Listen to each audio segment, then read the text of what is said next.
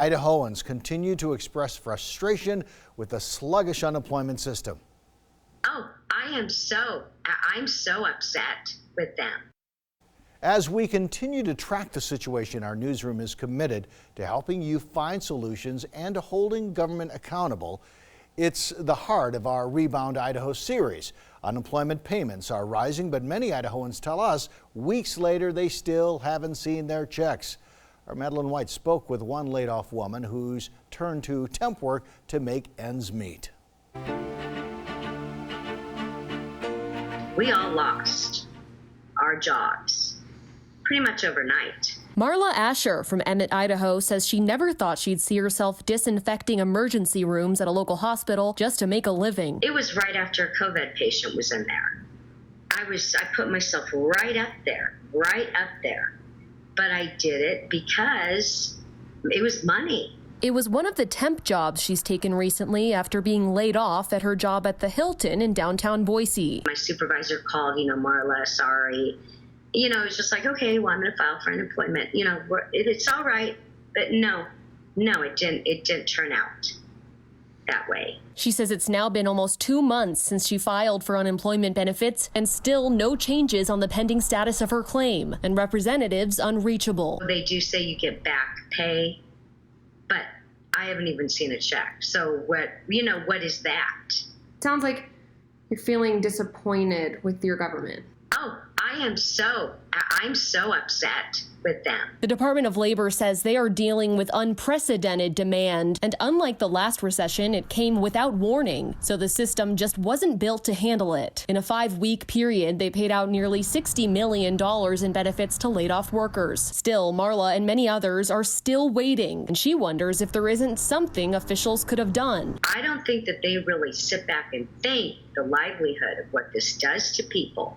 Now, Marla is continuing temp work to protect her bottom line while she continues certifying her weeks of unemployment, and until she finds a full-time job. She got hooked up with one of Idaho's many staffing agencies who have been helping her find these new positions. Thank the Lord that temp agencies were essential businesses. Speaking of essential businesses, that's where she's hoping her next career will be. I don't want to be in the same position. Just this whole process has taught me a lot. That we have come together through this, and it has humbled a lot of people. A lot of us have been humbled by it. Definitely. And it's a new change. Madeline, you've been on top of this for weeks. In your prior coverage, you mentioned self-employed Idahoans would be some of the last to see their benefits. A Department of Labor spokesperson told us that would happen in mid-May. What's the latest on that?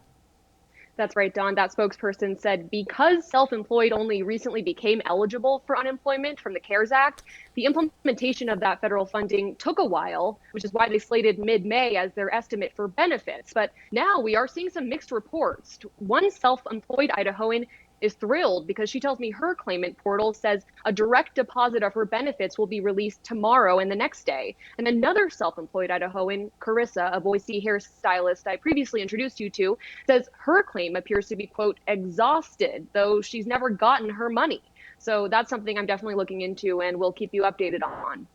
Many Idaho businesses are reopening this weekend. Is there anything people should know who might be heading back to work? Great question. That spokesperson with the Department of Labor tells me it is very important that claimants stop filing weekly reports when they return to work full time, even if they will not be receiving a paycheck that week, and that claimants do not need to contact the department or withdraw their claim when they return to work full time.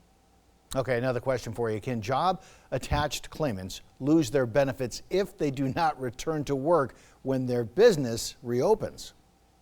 Our spokesperson says yes, job-attached claimants could potentially lose their benefits if they do not return to work when the business opens. She says, quote, we would look at each situation on a case-by-case basis. We would obtain details from the individual to find out whether this is good cause. What is the claimant's reasoning for refusing work? Is this based on concern or fact? For example, do others in the workplace have COVID-19? What does the employer have in place to keep them safe?